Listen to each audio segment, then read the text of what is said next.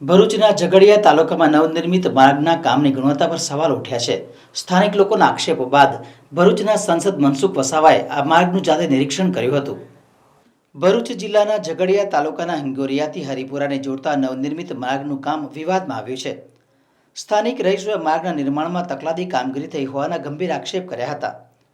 લોકોની ફરિયાદોને ધ્યાનમાં લઈને ભરૂચના સાંસદ અને વરિષ્ઠ નેતા મનસુખ વસાવાએ આજે માર્ગનું સર્વગ્રાહી નિરીક્ષણ કર્યું હતું. સાંસદે માર્ગની ગુણવત્તા રૂબરૂ ચકાસી હતી અને સ્થાનિકોની ફરિયાદોને ધ્યાનથી સાંભળી હતી. પ્રાથમિક નિરીક્ષણ બાદ સાંસદ વસાવાએ આ મામલે સત્વરે પગલાં લેવા માટે સંબંધિત અધિકારીઓ સાથે ટેલિફોનિક વાતચીત કરી હતી. તેમણે અધિકારીઓને આદેશ આપ્યો હતો કે જો કામગીરીમાં ખરેખર અનિયમિતતા જણાય તો જવાબદાર કોન્ટ્રાક્ટર પર નિયમ મુજબની કડક કાર્યવાહી કરવામાં આવે. સ્થાનિક લોકોની રજૂઆત પર સાંસદે કરેલા તાત્કાલિક નિરીક્ષણથી માર્ગના નબળા કામની તપાસનો ધમધમાટ શરૂ થયો છે. હવે જોવાનું એ રહે છે કે આ મામલે કેવા પગલાં લેવાય છે અને માર્ગની ગુણવત્તા સુધરે છે કે માર્ગના તકલાદી કામગીરીના આક્ષેપો અને સાંસદના નિરીક્ષણ બાદ તંત્ર હવે શું કાર્યવાહી કરે છે તેના પર સૌની નજર રહેશે. વર્ષોથી ઝઘડિયા તાલુકા અને નેત્રંગ તાલુકાના રસ્તા નહોતા બનતા, તે રસ્તા આજે બની રહ્યા છે. આ વિસ્તારના તાલુકા પંચાયતના સભ્ય અરુણભાઈ વસાવાની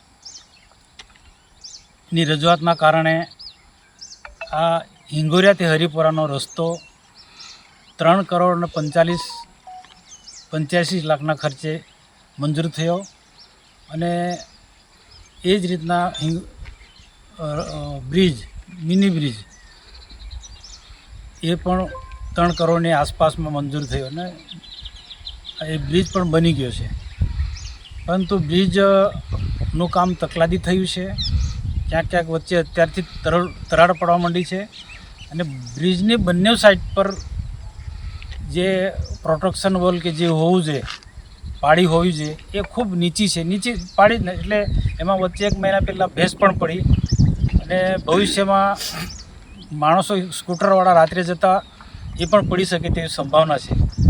એટલે જોખમવાળો જે બ્રિજ બન્યો છે ને સાથે સાથે જે હિંગોરિયાથી હરિપુરા સુધીનો જે રસ્તો જે છે 2,85 લાખમાં જે બની રહ્યો છે, એમાં બીજા લેયરમાં તો રસ્તો સાવ અત્યારથી તૂટવા માંડ્યો છે અને કેટલીક જગ્યાએ એમાં પણ એટલી જે અમે અમારા કાર્યકર્તાએ હાથ લગાડે ત્યાં આખો રસ્તો તૂટી જાય છે અને હાથમાં લઈને જે મટીરિયલ એ કરે છે તો માટીને કપચી એટલી જ દેખાય, સિમેન્ટ કે એવું કશું દેખાતું જ નથી, ડામર પણ દેખાતું નથી.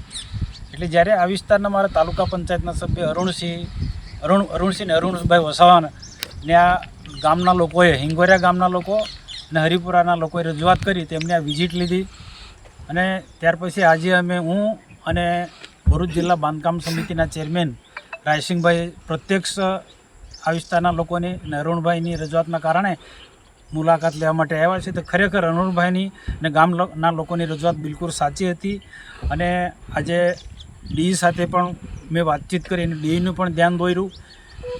હવે મેં સ્પષ્ટ હું માનું છું કે આ ખાતાકીય તપાસ જુનિયર એન્જિનિયર હોય અને જે એજન્સી હશે એ એજન્સીની સામે કાયદેસરની ખાતાકીય કાર્યવાહી થવી જોઈએ. આવા લોકોની સામે બ્લેકલિસ્ટની કાર્યવાહી કરવી જોઈએ, તો જ આવા ખરાબ કામો થતાં અટકશે. અને ક્યાંક જે એજન્સીને અમે પૂછે છે તો નામ કહેતા નથી, પણ ઘણા બધા લોકો કે અમારી પાસે ટકાવારી માંગે છે એટલે અમારે શું કરવું પડે. તો ભાઈ જે ટકાવારી એમની પાસે માગતા હશે હવે એ જાણે. અમે કામ સારું થાય એવું અમે અપેક્ષા રાખીએ છીએ. આ વિસ્તારના સરપંચશ્રીઓ પણ અપેક્ષા રાખે છે. અમારા તાલુકા પંચાયતના સભ્ય પણ મારી સાથે છે, અરુણભાઈ અને રાયસિંગભાઈ બાંધકામ. અમારી બધાની જ અપેક્ષા કે જે માગતા હોય ટકાવારી એ અમારે જોવાનું નથી, અહીંયા કામ સારું થવું જોઈએ. અને આવી જ રીતના જે કોઈ કોન્ટ્રાક્ટરો પાસે કોઈ ટકાવારીની અપેક્ષા રાખતા હોય, જે પણ કોઈ આગેવાન હોય, એ બંધ કરી દેવું જોઈએ. અને આ રીતના જો તમે ગમે તેવા બધા એજન્સીઓ પાસે, બધા કોન્ટ્રાક્ટરો પાસે પૈસા લેશો તો કામ આવા તકલાદી થવાના છે. તો આદિવાસી વિસ્તાર છે, વર્ષોથી રસ્તા નહોતા થતા, એ રસ્તા બનવા માંડ્યા છે અને આ વિસ્તારના તાલુકા પંચાયતના સભ્યો અને આ વિસ્તારના આગેવાનો, સરપંચોની બહુ એક સારી રજૂઆતના કારણે આ રસ્તા મંજૂર થાય છે. આવા કેટલાક રસ્તા હજુ બનવાના છે ને આવા પુલિયા જ્યાં જરૂર છે એવા પણ બનવાના છે. તો જ્યારે રાજ્ય સરકાર ઇન્ટિરિયલ ગામોની અંદર આવા સારા રસ્તા બને, સારા પુલો બને, એને ધ્યાનમાં રાખીને કરોડો રૂપિયા આપે છે, મંજૂર કરે છે, તો સ્થાનિક જે આગેવાનો છે બધાએ અરુણભાઈની જેમ બીજા બધાએ પણ જાગૃત થવું પડે અને સારા કામો થાય એવું જ બધાએ પ્રયાસ કરવા જોઈએ. અને ખોટા કામો થતા હોય તો એજન્સીની સામે કે એ એન્જિનિયરની સામે પણ ખાતાકીય પગલાં લેવા જોઈએ, એ રીતના હું માનું છું અને હું લેવડાવીશ મેં.